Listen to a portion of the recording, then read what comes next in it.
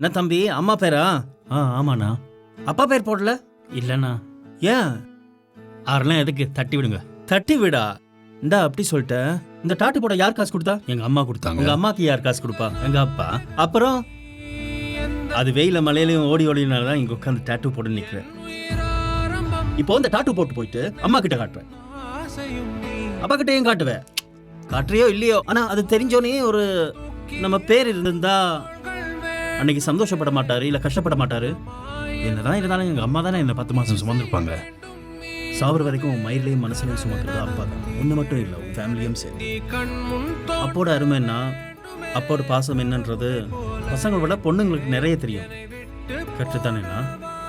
நீ இப்ப காணா போய் பாரு. ஐயோ பிள்ளைய காணுமே அப்படின்ட்டு அம்மா சொல்றதுக்கு முன்னாடி, தேடுறதுக்கு முன்னாடி அப்பா ரோட்ல தேடி நிற்பாரு. உங்களுக்கு உங்க அப்பா பிடிக்கும்னா கமெண்ட் பண்ணுங்க. வணக்கம் அம்மா அப்பா, உங்களுக்கு நான் திருமண வாழ்த்துக்கள் கூறி வாழ்த்துகிறேன். இன்னைக்கு சந்தோஷமாக, என்ன கவலை இருந்தாலும் சண்டை இருந்தாலும் அதை ஒதுக்கி வச்சுட்டு இன்னைக்கு சந்தோஷமா ஃப்ரெண்ட்ஸ் கூட, உங்களுக்கு நல்ல ஃப்ரெண்ட்ஸ் இருக்கிறாங்க, அவங்களோட இன்னைக்கு சந்தோஷமா கொண்டாடுவீங்கன்னு நான் நம்புறேன். சந்தோஷமா இருங்கம்மா. Miss you lot, you both அம்மா அப்பா. ஸோ நல்லா கொண்டாடி சந்தோஷமா இருங்க.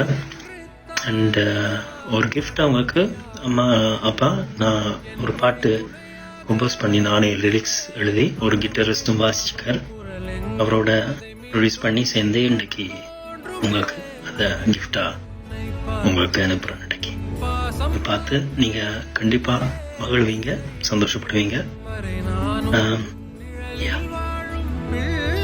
Bye from sorry